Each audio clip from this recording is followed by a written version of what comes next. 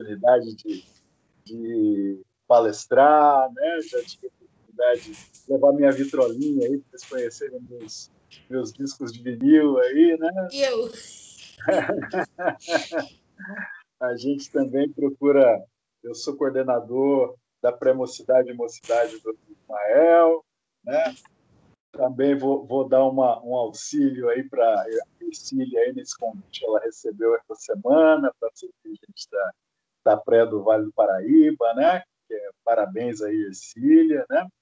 E que a gente possa ajudar as nossas crianças, nossos jovens aí a se infiltrar na doutrina espírita, porque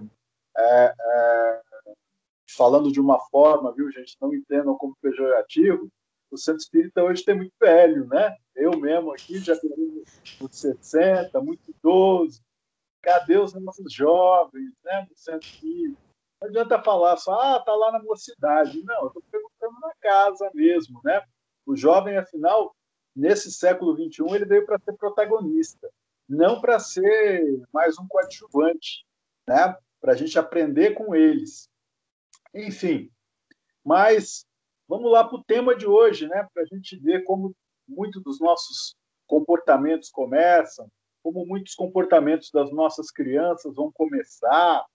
E assim, eu pegando esse tema aqui, né, sobre os comportamentos negativos, inesperados, né, como é que eles surgem, é um tema que sempre me vem à cabeça, né, algumas histórias da minha própria vida que aconteceram. Então, eu gostaria de compartilhar com vocês. Eu não sei como é que vocês estão aí, está todo mundo domingão de manhã, né, meio friozinho, mas eu gostaria muito de não transformar isso aqui num monólogo. Gostaria muito que a participação de vocês também fosse ativa, que vocês perguntem, façam suas colocações, coloquem suas experiências. Isso é tudo muito importante para a gente, né? A gente estuda aqui, lê um monte de livro, faz palestra, tenta cada dia ser melhor. Mas sem vocês, sem esse auxílio, essa troca de informação, fica tudo muito difícil. Então, eu vou começar já com uma pergunta, né? Onde será que vai começar esse comportamento negativo da criança ou do jovem? Que lugar que é esse que começa esse comportamento negativo para que eu possa ir lá nesse lugar e resolver o problema?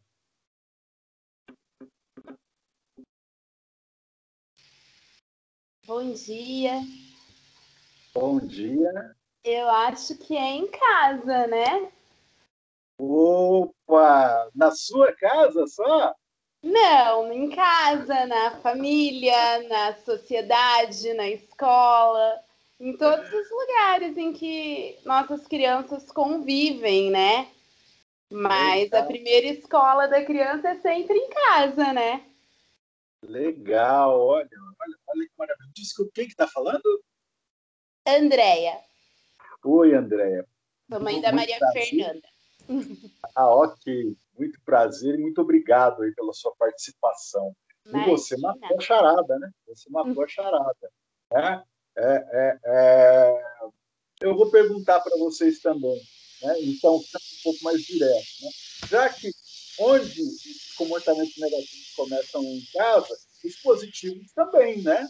Não é verdade? E falando sobre isso, me vem à cabeça aqui, né? Falar um pouquinho um comportamento negativo que a gente, vamos dizer assim, começa, né? É o grande pai aí de todos os enganos e maus exemplos que a gente vai depois ainda de crescer durante a vida, falando isso sobre as crianças, né? Então, a criança ela vai começar a falar a verdade em casa, mas ela também vai começar a falar a mentira em casa, né? Então, eu vou pegar a mentira como esse símbolo do comportamento negativo agora, para que a gente chegue nos outros. Porque todos os comportamentos negativos grande parte desse todo, ele vai ter o conteúdo mentiroso dentro dele. Mentir é algo extremamente ruim? Depende.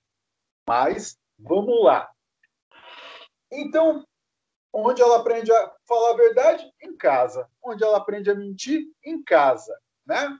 Então, eu chego aqui para os meus filhos desde pequenininhos, né? Olha, você quer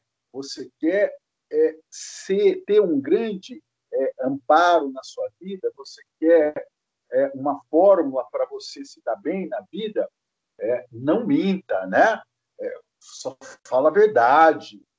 Papai do céu não gosta que você minta. A professora não gosta que você minta. A Ercília lá na mocidade, na pré-mocidade, não gosta que você minta. A dirigente da evangelização infantil não gosta que você minta. Né? E aí passa 15 minutos e toca o telefone em casa. Né? Aí é aquela pessoa indesejável, ou aquele call center lá que vai tentar te oferecer de novo.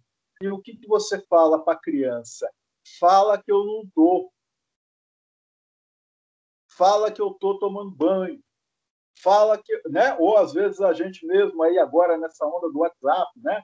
Você já manda a resposta ali, estou numa reunião, enfim.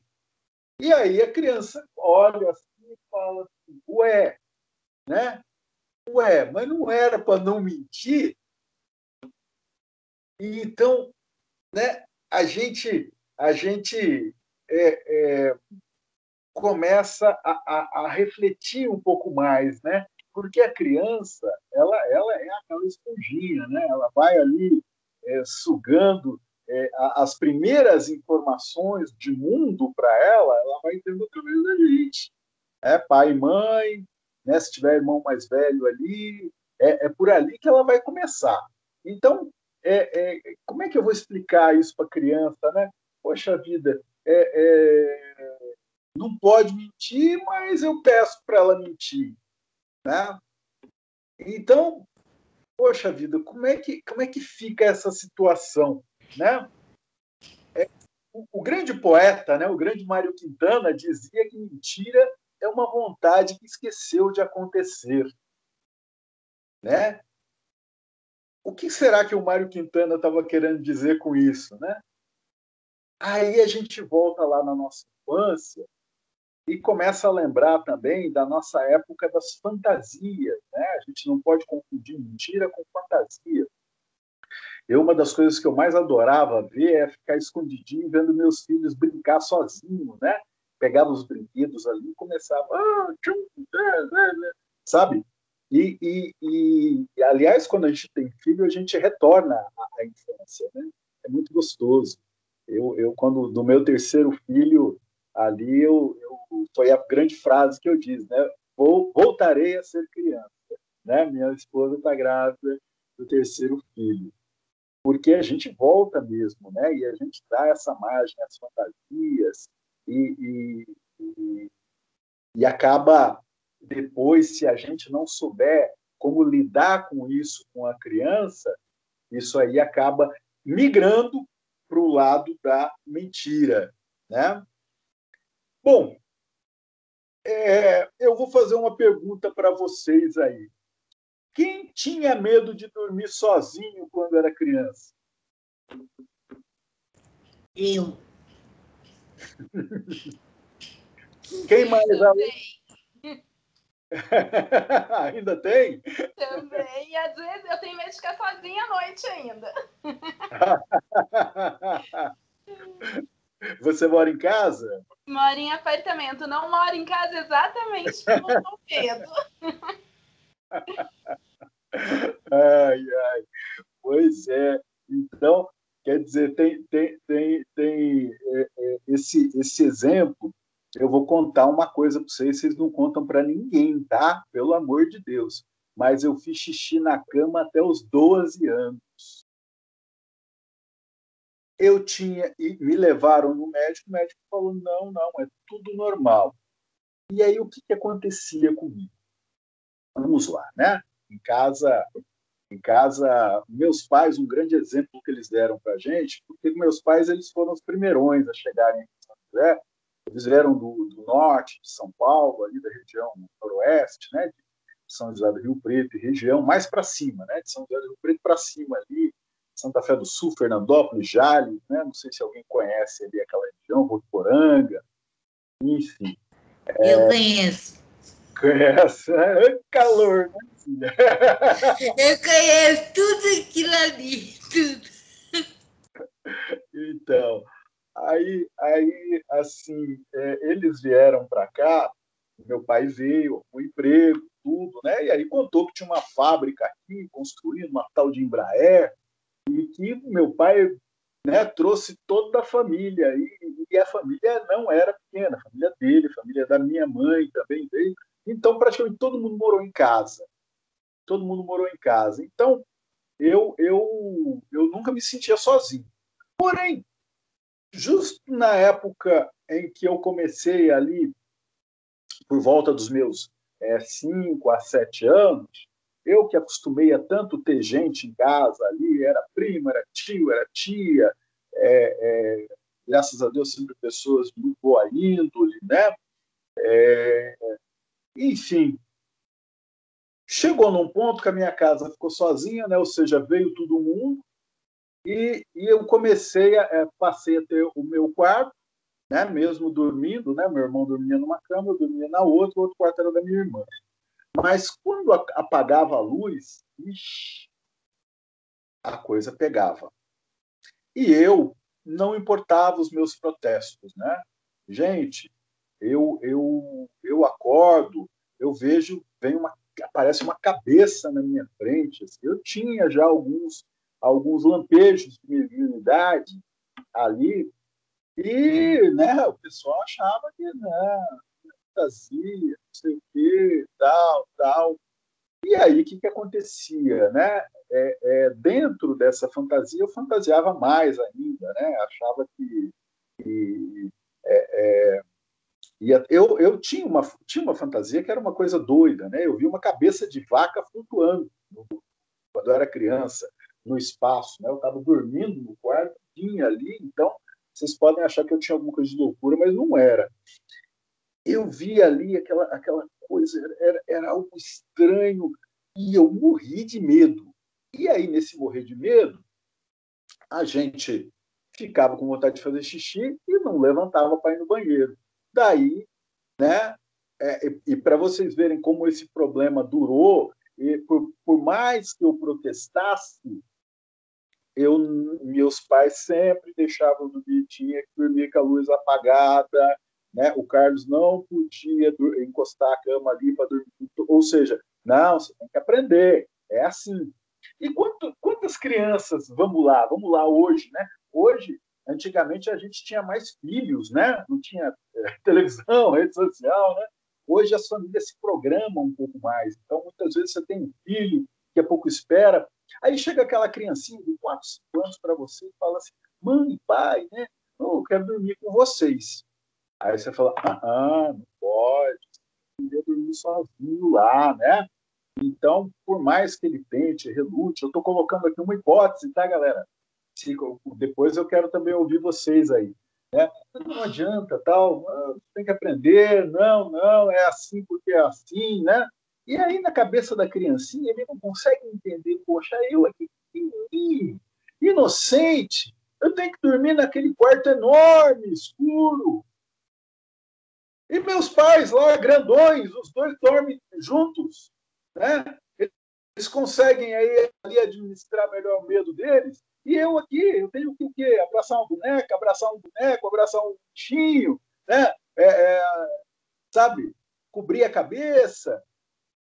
E aí, né, a gente já começa a formar essas coisas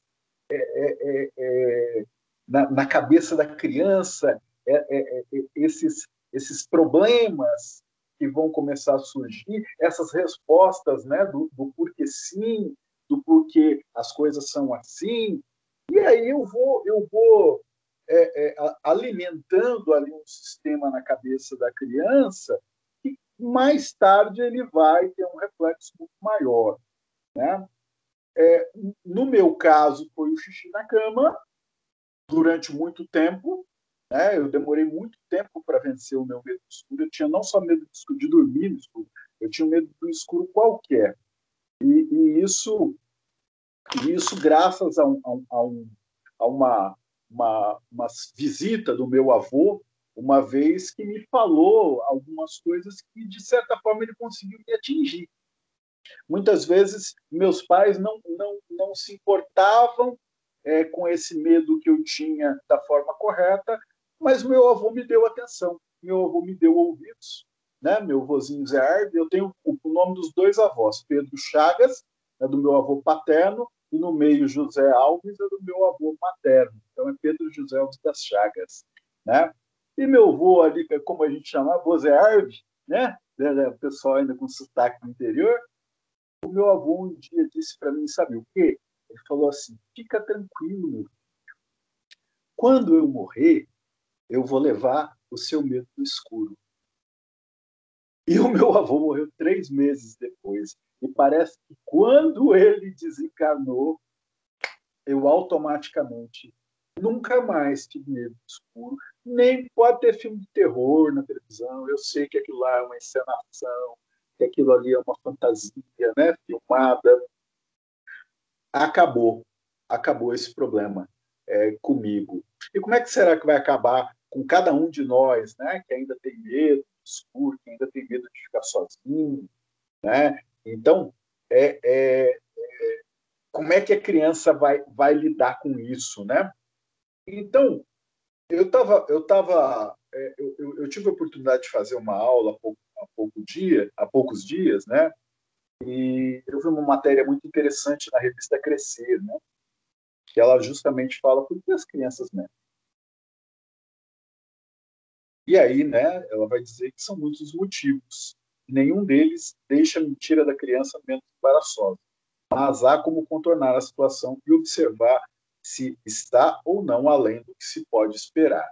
Por que ela fala em se pode esperar? Porque todos nós mentimos. E eu vou dizer uma coisa para vocês, vou fazer uma profecia para cada um de vocês. Ainda hoje, de alguma forma, é muito provável que cada um de nós, dessa aula, ainda até o final do dia, conte uma ou mais mentiras. Alguém discorda? Não mesmo. É uma verdade assim. E aí, né? Vamos lá, hoje é domingão, né? Hoje foi dia dos namorados, né? Quantas vezes também eu estou num ambiente aqui, né? Vou fazer um churrasquinho aqui e tal, né, a pessoa está ali comendo a linguiça assada, ali, tomando uma cerveja, enchendo a boca de farofa, aí chega a criancinha e fala assim, pai, posso tomar um refri? Você vai perder o apetite, tá? Eu estou falando uma coisa totalmente desproporcional a mim, eu também não sei, né? E aí eu posso tomar cerveja, eu posso comer uma linguiça, eu posso beliscar um pão, eu estou ali administrando a churrasqueira ali. Então, olha, veja como a gente em várias atitudes. Eu estou dando alguns estereótipos aqui, mas tem situações muito menores, né? Que a gente acaba deixando aí as inverdades, né? Como diria Paulo Maluf, né? As inverdades tomarem conta aí da nossa vida, né? Eu chego já, né, na idade jovem, eu chego para o jovem, né? Imagina eu já bebi muito na minha vida, e até foi um dos motivos que eu acabei me encontrando no Espiritismo, né? Pois na minha busca por Deus, quando eu comecei minha busca por Deus, quando as igrejas começaram a não responder, em determinada época da minha vida eu adotei um comportamento destrutivo, e a bebida fez parte disso por muito tempo, até eu conseguir perceber, logicamente, com auxílio de família, com auxílio psicólogo, dos meus verdadeiros amigos, que aquilo não era a forma de se caminhar. Então, como é que eu chego ali para o meu jovem, como é que eu chego para o Ercílio e falo assim, olha, vocês não devem beber, né? Toma muito cuidado com a bebida, né? A bebida é uma coisa que está encravada no na nossa cultura, né? Tanto eu quanto o Carlos, trabalhamos aí com eventos, né? Quantos e quantos casamentos nós já não fizemos, em quantas igrejas diferentes, né? Eu tinha até algumas igrejas para mim como extremamente radicais nisso, e, no entanto, a gente vê que não é bem assim, né? Eu não vim aqui para julgar ninguém, né? E para dizer se isso ou aquilo é bom ou ruim, mas com certeza eu vou lá falar para uma pessoa não beba e depois a pessoa passa no boteco e pega eu bebendo, né? Aí como é que fica essa credibilidade? Eu caio naqueles homens de pouca fé que Jesus falava lá. Então, eu preciso tomar muito cuidado com esse exemplo, né? A gente até brinca, né? O exemplo de lavar a louça, as crianças muitas vezes não seguem, mas quando você faz algo negativo, lavar a louça, arrumar a cama, varrer a casa, esse exemplo parece que eles não seguem tanto, mas parece que quando a gente faz algo negativo ali, muito perto deles, como essa mentirinha aí do telefone, que muitas vezes a gente faz isso, quantas e quantas vezes, né? Essa mentirinha aí acaba depois se transformando num comportamento negativo e inesperado lá na frente, e eu não sei por quê. Quem será que ensinou isso para o meu filho? Né? Ah, se eu pego esse danado que ensinou esse comportamento para o meu filho, que ensinou ele a beber, ele me viu bebendo. Quando ele me viu bebendo, ele é como se eu tivesse assinado para ele um atestado ali que beber é normal, né? Então o que acontece? Aí eu deixo a vida dele correr e quando eu percebo ele também está bebendo. Só que muitas vezes a bebida faz um efeito no meu organismo, no dele pode fazer de uma forma bem diferente, né? E aí é essa história também da permissão, né? Eu me permito, mas não permito a ele. Então fica muito difícil esses conflitos que eu vou criando aí na cabeça dos pequenininhos, né? É aquela velha história, né, Pedro? Faço o que eu falo, mas não faço o que eu faço, né? Exatamente, Cília. E isso a gente usa muito, né? A gente usa muito esse comportamento, né? Então, eu não sei se todos aqui são pais só de crianças pequenas, a Ercília pode me ajudar nisso. Tem algum pai também de mocidade aqui? Na verdade, tem pais de 9 até 15 anos. Ah, ótimo, ótimo. Estão todos aqui. Então, assim, é, a gente precisa tomar muito cuidado com o nosso comportamento, com essa situação. Aqui, a revista, como eu estava falando aqui da revista Crescer, né, eles vão falar 6 verdades sobre a mentira da criança. Né?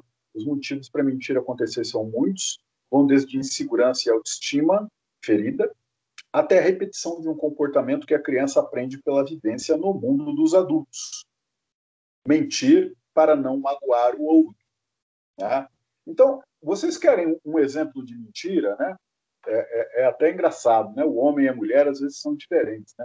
O homem ele posta às vezes uma foto lá no Facebook bonitão, né? Malhado, na academia, tudo, né? E aí a humarada vai e ninguém vai falar assim, oi, você tá lindo, né? Vai tirar sarro, né? Vai falar, oh, não sei o quê, né? Vai sempre fazer uma brincadeirinha ali, né? Já a mulher, às vezes, por pior que seja aquela roupa que você não gosta, tudo, né? Às vezes não ficou muito legal, aquele penteado, mas você vai lá e, né? Linda, né? Olha como ficou maravilhosa, não sei o quê. Ah, essa mentira é ruim? Não, é até que uma mentirinha agradável, né? muitas vezes a gente até no cumprimento, né? Oi, tudo bem? Como vai você, né? Quer dizer, a pessoa fala, ai meu Deus, né? Ai, é que nem eu faço uma academia aí que é uma academia de funcional, né? Não é academia para ficar forte, é academia para recuperar o músculo que tá murcho. E o meu professor até brinca, e aí, tá doendo alguma parte do corpo? Né? Eu falo assim, olha, não tá não, porque se eu for falar as que estão doendo, o tempo da aula vai embora, né? Então, assim, percebem como é que a gente mente, né? Devagarinho, como é que a gente conta essas mentirinhas pequenas para que a gente faça o dia fluir, né? Para eu não ficar parando para explicar tanta coisa. E muitas vezes eu até quero que as pessoas mintam para mim também, né? Eu até quero que elas também falem, né? Ah, tudo bem e tal, para que eu fale, poxa, se não a pessoa que eu perguntei para ela como é que tá, ela está me contando os problemas dela aqui, né? Quer dizer, eu já começo a me envolver, como é que vai ser isso? Então, 6 verdades sobre o medo, sobre a mentira da criança. Então, o medo da autoridade, né? O medo da autoridade, que é um recurso quando a criança quer evitar problemas e punições por ter feito algo de errado. Diz que não foi ela, foi o cachorro, foi o outro irmãozinho, foi o vizinho, foi o passarinho que entrou pela janela, né? Então, né, a gente muitas vezes chega na sala, tá lá a criança e tá lá aquele vaso quebrado, né? Aquele vaso que muitas vezes você ganhou da avó, lá, tinha um carinho tão grande, ou que comprou naquela viagem, né? Ou qualquer peça aí, que seja um vaso, mas que seja quebrável.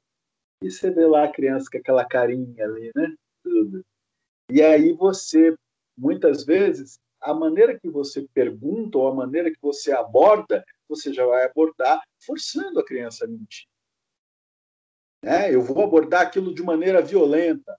Então, o que acontece? Por que a criança vai mentir? Autoproteção.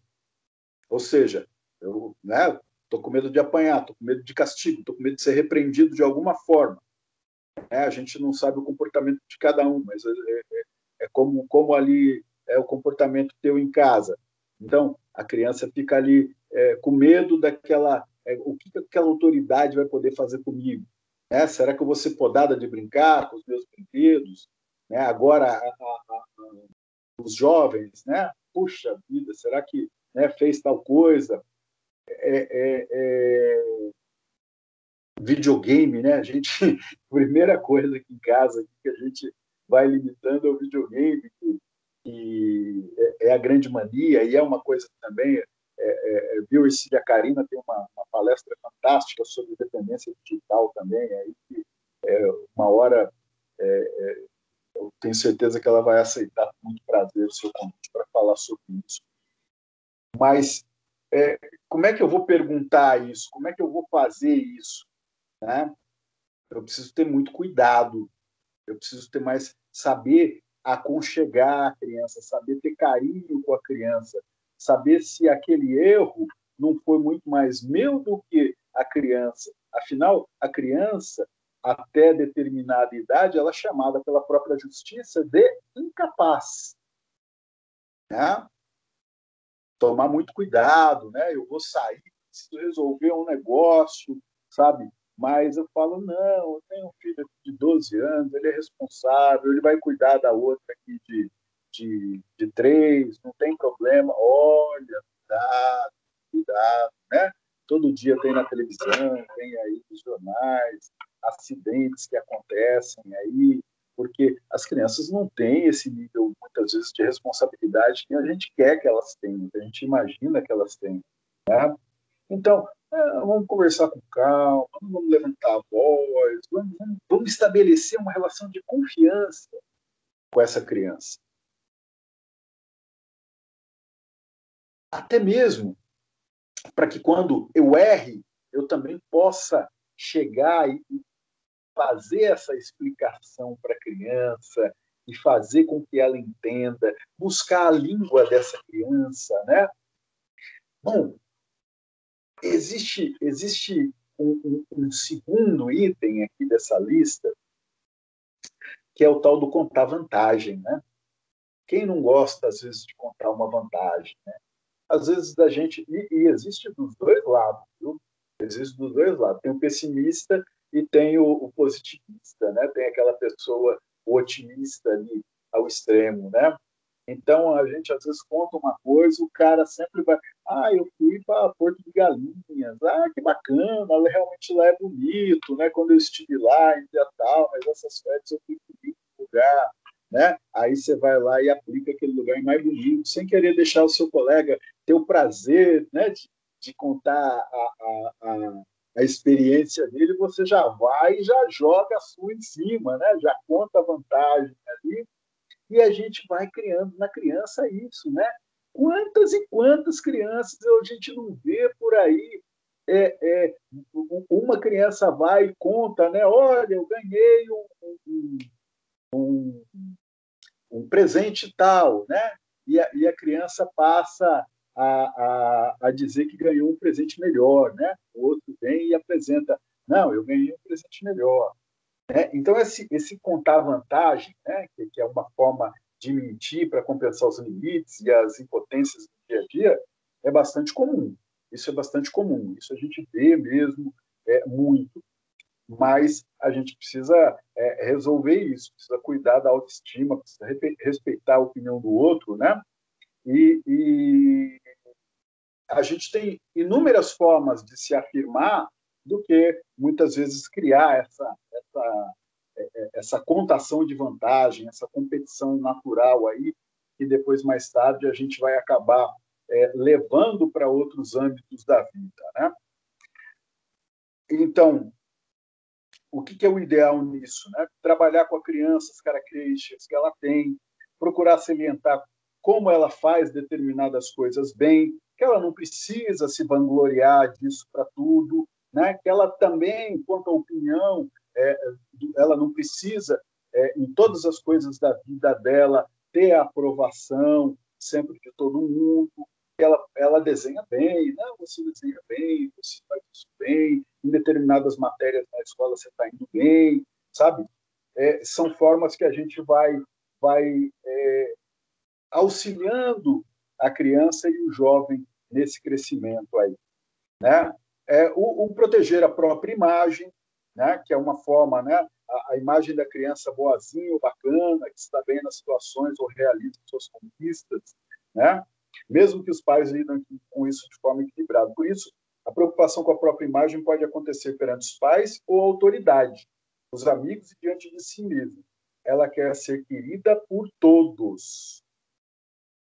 Olha, gente, a gente hoje, a gente tem aqui alguns casos, até propriamente dentro do centro espírita, em que a gente vê pessoas muito mais preocupadas com a imagem delas do que com aquilo que elas representam, né? Muitas vezes você representa num determinado momento a doutrina espírita. Quando eu subo ali na frente para fazer uma preleção sobre um capítulo do Evangelho, sobre um tema do Livro dos Espíritos, eu estou representando a doutrina espírita. E tem alguns expositores, alguns colegas nossos, que eles vão levar isso para muito além, né? Começam a colocar a imagem deles acima dessas questões. Ao invés de você buscar refletir aquilo que você aprendeu, você vai se colocar aí, né, numa situação em que a sua imagem ela é muito mais importante do que tudo isso. Eu me lembro numa determinada época, num centro que eu frequentei, em que o médium começou a se destacar muito. E naquele momento, assim, começou a surgir aí alguns problemas ali, porque, enfim, né, a coisa tomou um âmbito que só faltou pôr a foto do médium na frente do centro, né, assim, enorme, quer dizer, chegava pessoas para entrevistar e eles queriam ser entrevistados só por aquela pessoa, sabe? A instituição ali estava sendo penalizada por uma pessoa. E quantos de nós não fazemos isso no trabalho? A criança ali na escola, se não tiver aquela, sabe, aquela importância demasiado para ela, não há valor para ninguém. Não tem porquê as coisas serem assim. Tem que ser dessa outra forma, né? Tem que ser dessa outra forma. Bom, imitar os pais, que é o quarto item aqui, é o modelo que a gente começou justamente falando aqui no nosso bate-papo, né? Realmente as crianças imitam os pais, as crianças se baseiam demais em nossas atitudes e se a gente não tomar cuidado e explicar para elas as situações A, B, C, Y, fica muito difícil. Então, como diria o Chico, né, que o nosso grande advogado, quando eu desencarnar, não adianta, né? Não adianta minha mãe ir lá falar para a espiritualidade, não adianta eu contratar meu melhor advogado para defender de minhas causas. A caridade que eu tiver feito na minha vida, né, vai ser o meu melhor advogado.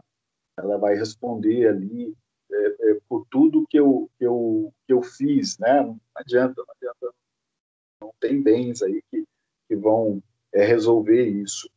E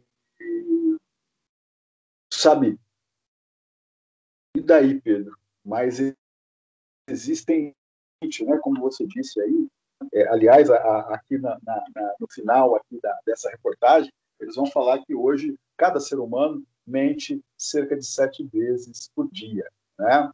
Então, como é que eu explico para a criança essas mesmas mentiras? Eu conto a verdade. Eu conto a verdade sobre a minha mentira, né? Olha, meu filho, você recebeu esse presente e não gostou, você não precisa ir na lata da pessoa e falar, olha, que horrível, nossa, eu já tenho, né? Você pode ser elegante, né? Muito obrigado, né? Agradeça primeiro, mesmo que você não gostou, agradeça primeiro, ali tudo, né? Existem outras formas da gente fazer isso. Hoje, os presentes, eles são trocáveis, né? A maioria, e a gente pode trocar isso. Então, não encare só o presente como este objeto em si que você está ganhando, mas você pode encarar ele como uma moeda, né? Uma moeda de troca para outras coisas. Então, assim, eu estou dizendo para o meu filho a contrapartida daquilo, né? Não é que você vai mentir, mas você não precisa ser deselegante com uma pessoa a ponto de constrangê-la num momento em que ela tentou te agradar. Não é verdade? Somos quase 8 bilhões de habitantes encarnados, e cada um diferente do outro. É muito difícil hoje você explicar para uma criança a empatia, mas muitas vezes uma pessoa faz uma mudança radical no visual e você, conhecendo aquela pessoa, você sabe que ela está precisando, às vezes vem de uma separação, às vezes vem de uma situação mais crítica, é uma pessoa que tem muito problema, tem aí uma carga pesada para carregar, então muitas vezes ela faz uma mudança na aparência, eu não preciso chegar na lata dela e falar para ela, né, é horroroso, não, sabe? Não que eu vá mentir, mas eu não preciso ser deselegante com essa pessoa, né? Olha, né, o que importa, o que você achou? Minha querida, o que importa é o que você achou. Se isso ficou bonito para você, também está bonito para mim. Né? Existem 1000 maneiras de você ser elegante, sem precisar também ser hipócrita demais. Né? E, bom, existem outras ali, né, que a gente vai esconder as angústias e as frustrações da gente. Né? Então, a criança pode estar por um momento difícil e usa a mentira para cobertar o que não está indo bem. Né? E a gente também não pode se esquecer, né, de observar sempre o comportamento dos nossos filhos. Eu gostaria de fazer um parênteses aqui, né, para a gente ver aí, a gente tem aí casos aí, policiais, né, Então, a gente sempre, quanto mais eu tenho um contato com o meu filho, quanto mais eu tenho a confiança do meu filho, eu posso entender também quando ele vai aparecer com um comportamento ali inesperado, né? Então, meu filho começa a vomitar, começa a não ter vontade de ir em determinados lugares. Então, o que está acontecendo com ele ali? Muitas vezes ele está sendo coagido a mentir para não contar algo terrível, muitas vezes, que está acontecendo com ele. Hoje a gente conta as histórias de abuso que a gente não vê, né? Em instituições, né? A gente vê na igreja, a gente vê em uma série de locais. O nosso Santo Espírito não está livre disso. É feito por gente lá também, sabe? Então a gente precisa tomar muito cuidado. É por isso que hoje, quando a gente tem as nossas aulas presenciais, né, eu sempre oriento os coordenadores, os dirigentes, né? Olha, conversem bem com as crianças, mas procurem estabelecer limites para essa conversa. Procurem estabelecer ali alguns limites. Eu não deixo ninguém ficar sozinho com ninguém. Vamos conversar aí, vamos procurar fazer as coisas. Existem até alguns centros que orientam, né, na situação de mulher da passe mulher, homem da passe homem, né? Eu não ligo para isso, mas existem pessoas que a gente tem que respeitar porque passaram situações que para elas muitas vezes um esbarrão já é um sinal de alguma coisa, né? Então a gente precisa prestar muita atenção nessa leitura dos nossos filhos, né? A gente fez uma época um trabalho com o NA, né? Junto com o NA, e começamos a fazer um trabalho na doutrina espírita. Eu não sei nem por que acabou esse trabalho, acabou sendo estendido lá para o Francisca Júlia, o pessoal acabou tendo muito trabalho por lá, mas era um trabalho muito bonito que a gente fazia para acolher os filhos ali que acabaram se envolvendo com drogas, até mesmo o álcool, que é uma droga extremamente pesada, a gente não percebe, né? Está nas nossas mesas aí quase todo dia. E ali a gente via situações em que os pais simplesmente não sabiam fazer a leitura do filho que já estava virando um adicto, né? Ele começava a apresentar sinais. E eu tenho um caso, infelizmente, bastante crítico, e você vê um rapaz, 17 anos, um rapaz extremamente inteligente, bonito, um rapaz que os pais davam tudo que ele queria, sabe? Para vocês terem uma ideia, era um menino de uma inteligência assim fantástica. E além de ser uma pessoa que a gente teve oportunidade ali, ele era meu vizinho de condomínio, ele morava no andar de baixo do meu prédio. Então, além de observar ele na escola, a gente via ali esse garoto também no prédio. Então, e de repente, se suicidou de uma maneira bastante complicada, né? Bastante complicada. Ele se envenenou e se suicidou. Então, os pais achavam que presenteando o cara queria se pedalar uma época, né? Era a melhor bicicleta para o cara. Então, tem muita gente que acha que você está assistindo o seu filho fazendo esse tipo de coisa, né? Cobrando ali aquela competição, né? Por que ele passou em 3 vestibulares aí de universidades federais e estaduais, né? Existia uma cobrança muito grande em cima da pessoa e, no fim das contas, eles não perceberam que o rapaz já era viciado, né? Já era viciado ali.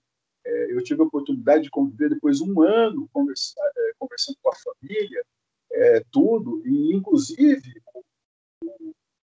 o pai dele não suportou essa perda. Foi algo muito, muito crítico. Ele acabou se culpando demais também e acabou tendo um AVC aí que foi fulminante, né? Então você vê uma tragédia familiar se desenhando aí de um problema que a gente muitas vezes acompanha o time da gente, acompanha o político da gente e muitas vezes esquece que a grande célula máter a grande tarefa que Deus, Jesus deu para a gente fazer aqui é em família.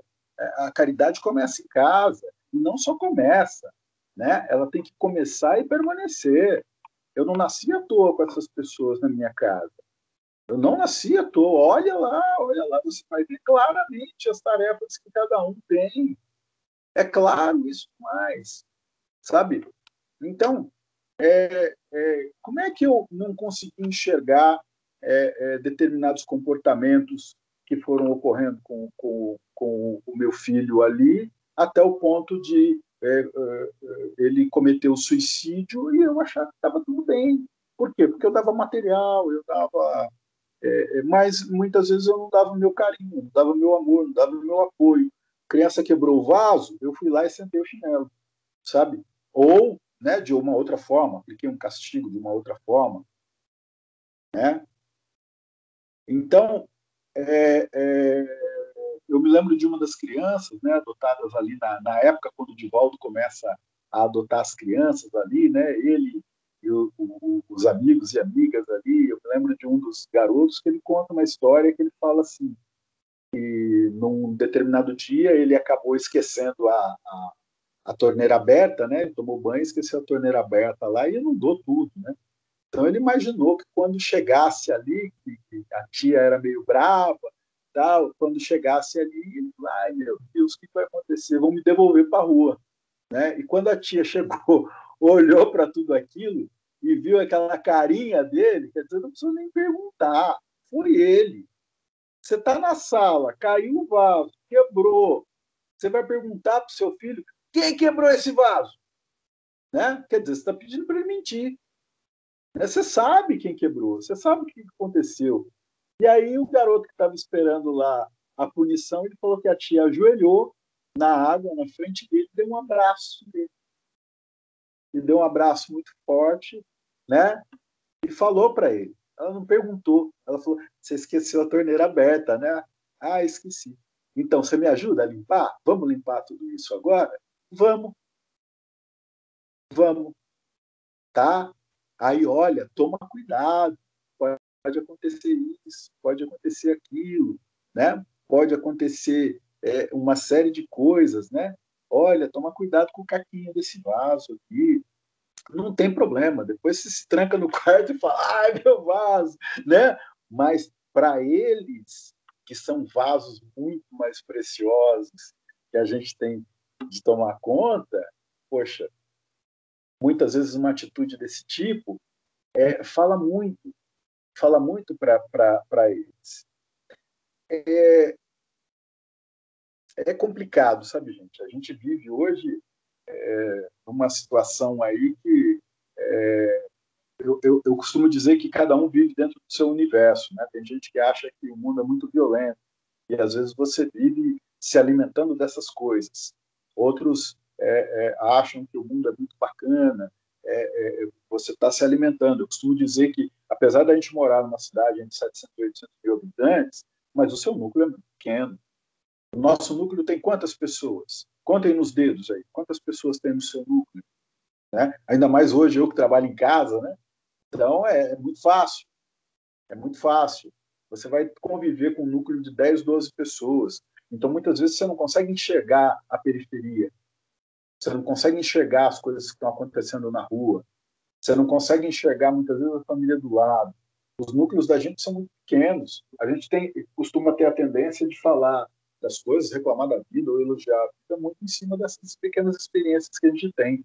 E a gente esquece que esses pequenos aí, muitas vezes a gente que eu, cinquentão aqui, né, que a gente já está mais acomodado em casa, não quer saber muito de rua, a gente esquece que eles vão ter muita rua ainda pela frente. Tem muita rua pela frente. Vai ter que estudar, vai ter que passar na faculdade, muitas vezes ir para um outro país, uma outra cultura. Então, o que eu preciso para eu evitar esse tipo de comportamento negativo na minha casa? Eu preciso saber observar. Eu preciso saber observar direito as pessoas. Eu preciso me comunicar com as pessoas.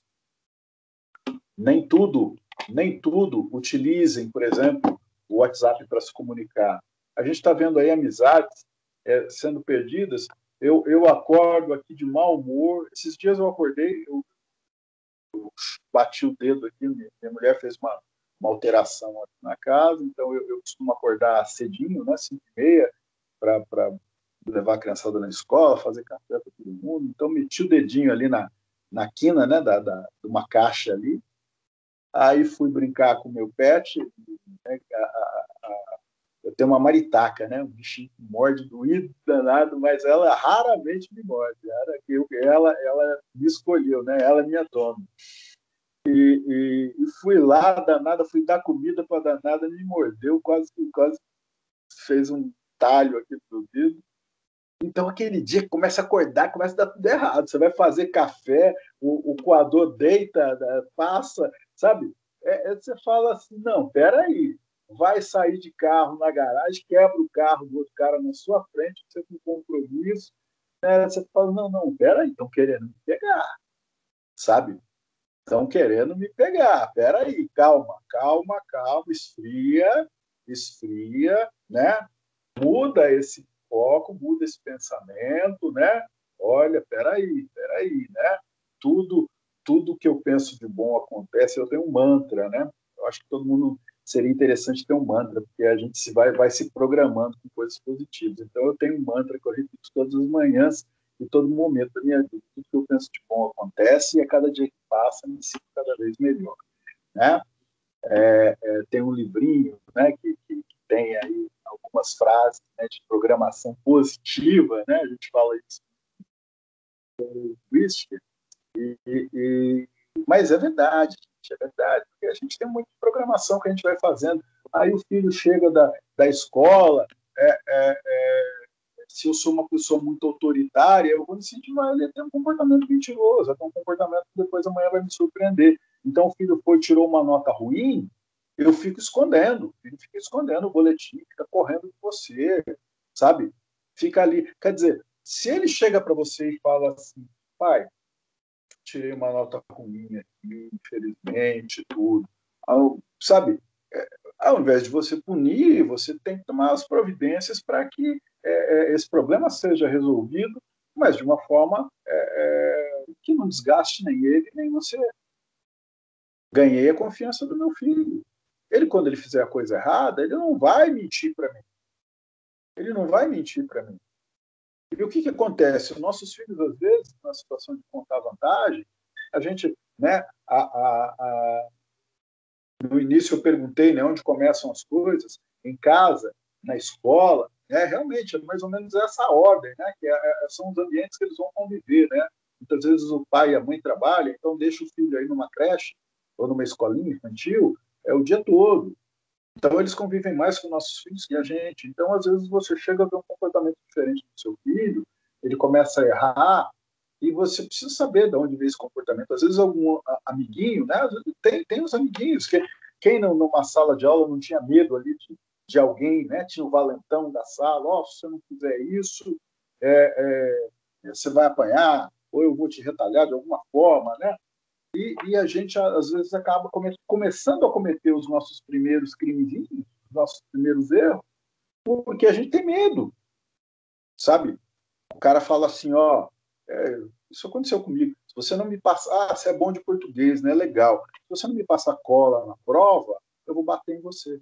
E o cara não era só ele. Além dele ser valentão, ele era irmão de mais 2 valentões da escola, né? Ele não ia apanhar de 1, ia apanhar de 3. Aí o que acontece? Aí você vai passar a cola, né? Você é pego, zero. Zero para você, zero para ele, e aí você apanha do mesmo jeito, porque você foi a pessoa que errou ali para fazer a coisa. Então, se a gente não adotar um comportamento positivo com o nosso filho, ele vai levar isso para casa e vai começar, aos poucos, a ir transformando. E daqui a pouco é ele que vira um desses valentões aí. Né? Eu tenho um livro que eu gosto muito, um dos livros que eu tenho um escritor chamado Hermann Hesse, esse livro chamado Demian, né? Hermann Hesse escreveu diversos livros aí, foi um dos caras que me ajudou a começar a pensar na minha vida. E ele narra a história justamente de um garoto que era bonzinho, vamos dizer assim, que estava ali numa certa linha, só que os pais eram muito ausentes. Então, é o típico garoto que é educado pela rua. Ele vai ser educado pelos... Então, ele acaba sofrendo nas mãos de um garoto, de um valentão desse, tinha que cumprir as ordens, ele chegou a ter que... tinha que trazer até dinheiro para o cara, né? E esse ciclo só encerra quando surge o valentão amigo dele. E aí o cara equilibra as coisas. Não, sabe, você não pode fazer isso. Né? Se você não quer, você não pode. Eu vou lá, pode deixar que eu vou lá conversar com ele lá. Então, surge esse equilíbrio. E os pais nunca souberam de nada. E aí, muitas vezes, os pais vão acordar quando? Quando o filho lá na frente, com 17, 18, 19 anos, comete algo que aí já se torna irreparável. Muitas vezes eu vou ter que uma situação, um atório, ou até numa própria cadeia, para reparar aquele erro que muitas vezes dentro da minha casa eu não podia contar porque o meu pai ia responder de uma forma, ia ficar bravo comigo, ia cortar minha mesada, ia me cortar algum privilégio, eu não ia poder mais fazer minha viagem de férias, eu não ia poder mais sair de casa. Então, eu não sou psicólogo, tá? Não sou tão maravilhoso quanto a Orcília está falando, mas eu convido vocês, com esse tema que a gente aqui falou hoje, a refletir sobre isso. Refletir como é que está sendo o meu comportamento em relação aos meus filhos. Porque um comportamento negativo, apesar do tema da aula ser inesperado, mas, de certa forma, ele nunca é inesperado. Se a gente parar para pensar, se a gente parar para ver mesmo, vai depender muito de como eu me relaciono com os meus filhos. Sabe? Eu não posso esquecer que nem todos eles são iguais comigo. Eu amo os meus 3 filhos da mesma forma, mas eu não posso negar que eu tenho mais afinidade com uns do que com outros.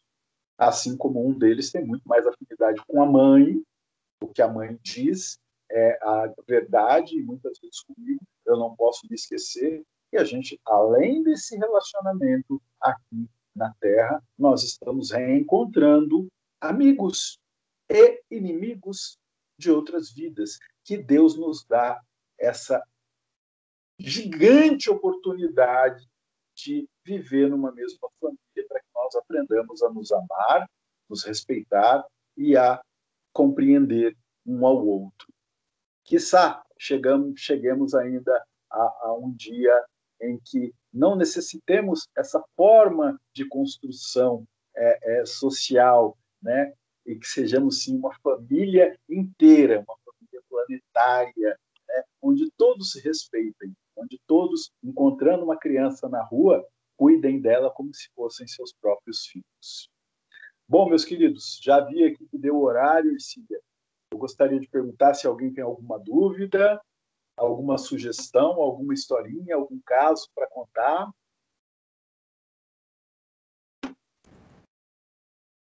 Então, Pedro, o que você falou em relação a isso é a pura verdade. Nós não podemos esquecer que todos nós somos filhos de Deus. Na verdade, nossos filhos são nossos irmãos perante Deus. Nós estamos momentaneamente como os zeladores de almas que o nosso Criador dá a responsabilidade a cada um de nós para nós trabalharmos a importância que nós temos na vida do outro, né? De estar formando, de estar ajudando o outro a nos ajudar também, é uma troca constante. Então, é muito importante isso que você falou, porque nós realmente somos o exemplo, nós somos as pessoas que vamos zelar por eles, tá? Então, muitos erros que a gente condena, mas muitas vezes são criados por nós mesmos, pela nossa falta de tato, pela nossa Mas muitas vezes também a gente também não pode se culpar. Veja bem, não pode se culpar, a gente tem que se corrigir, mas não se culpar. Porque naquele momento, naquela hora, nós fizemos o que deu para fazer, o que estava no nosso alcance, né? Mas a gente tem que pensar que os erros cometidos, eu não posso única e exclusivamente culpá-los, porque eu tenho que ver também qual foi a minha atitude perante isso. Exatamente, isso. Certo? Exatamente. Então eu tenho que me autocorrigir sem me culpar, mas eu tenho que buscar e ver e não culpar só o outro por alguma coisa que eu ajudei a construir. Exatamente, exatamente. Tudo isso, ele vai, todas as atitudes, né, desse espírito que está chegando aí, elas vão começar em casa, sejam elas positivas ou negativas. De alguma forma, nessas atitudes eu vou conseguir enxergar um pouquinho de mim quando elas acontecerem. Nós, no Espiritismo, temos um slogan que é maravilhoso, né? Primeiro, amai-vos. Segundo, instruí-vos. Eu gosto muito de indicar para nós pais a leitura de Pestalozzi, né? Que os grandes mestres da educação, né? A gente tem, eu até usei aqui uma obra aqui de Pestalozzi, Mário Sérgio Cortella, que tem um trabalho também muito voltado, e em cima de Pestalozzi, né? Em cima do que Pestalozzi diz aqui, hoje, assim como muitos no meio espírita hoje desenvolvem as suas ideias em cima das ideias de Carlos Torres Pastorino, né, que foi um católico que veio para doutrina espírita, veio para denegrir a doutrina espírita, no fim das contas conheceu e viu que a verdade mesmo e acabou ficando. Né? O Carlos Torres Pastorino tem uma obra magnífica de 8 volumes chamada Sabedoria do Evangelho, tem até aqueles minutos de sabedoria, que são frases erradas, né, ali da sabedoria do Evangelho. Dessa forma, eu também indico, né, até de uma forma laica, Pestalozzi, ele realmente traz ali muita sabedoria para a gente, e em determinados livros, o Mário Sérgio Cortella ele vai trazer Pestalozzi para a gente com essa releitura do comportamento moderno hoje, do comportamento do século XXI. Né? Porque não adianta a gente querer que as crianças sejam iguais ao que a gente era. É outra geração. É outra geração. É um outro pessoal aí que não adianta a gente falar para eles dos termos, da forma que a gente foi criada, porque hoje o mundo que eles encontram é outro. É a mesma coisa de alguém que quisesse falar para nós lá que a gente deveria agir como as pessoas do início do século. Mas é isso aí, gente. Então, Ercília, muito obrigado pelo convite. Estamos à disposição aí, sempre que puder. Um dia um pouco mais difícil para mim, mas a gente sempre faz uma forcinha aí para passar uma mensagem para as pessoas que estão aí em busca, principalmente, né? Principalmente de educar melhor as crianças e os jovens. E não se esqueçam, pais, mandem sim seus filhos para a escola de evangelização infantil, para a pré-mocidade, para a mocidade. Insistam, insistam. Adolescente ainda é um ser com muita dúvida na cabeça, com muita dúvida. Se a gente não insistir com eles, vocês acham que eu fui para a igreja sozinho, que eu acordava lá com 7 anos e falava, mãe, vamos para a igreja? Não. Ela me arrastava lá e levava, né? A coisa que eu mais gostava na igreja era pipoca com queijo, né? E depois, com o tempo, com o hábito ali, eu fui começando a ouvir as mensagens, começando a entender e me lembro que quando comecei a ser influenciado, a buscar o Evangelho, eu nunca mais parei de ler o Evangelho na minha vida, desde os 7 anos de idade. É isso aí, galera. Muito obrigado aí por vocês, pela participação e desejo a todos um grande domingo. Obrigada, Caio. O Adelaide faz encerramento? Faço sim. Então, vamos fechando os nossos olhos elevando os nossos pensamentos até o Mestre Jesus, aos nossos mentores espirituais, elevando os nossos pedidos em agradecimento à palestra que recebemos hoje, ao estudo de hoje também, que possamos levar esse estudo para o nosso coração e que possamos, né, fazer bom uso de tudo aquilo que recebemos no dia de hoje. Pai nosso, que estais nos céus, santificado seja o vosso nome. Venha a nós o vosso reino. Seja feita a vossa vontade, assim na terra como no céu. O pão nosso de cada dia nos dai hoje. Perdoai as nossas ofensas, assim como nós perdoamos a quem nos tem ofendido. E não nos deixeis cair em tentação, mas livra-nos de todo mal. Pois vosso é o reino, o poder e a glória para toda a eternidade. Assim seja. Pedro, muito obrigada. Agradeço você de coração. Eu aprendi muito com você, sabe? Muito mesmo. A gente dá uma olhada, apesar que meu menininho tem 25 anos, mas a gente sabe que o quanto é complicado, quanto mais cresce, mais dá. Então a gente tem que pensar sempre dessa forma, que são espíritos encarnados e que muitas vezes são até mais velhos do que a gente.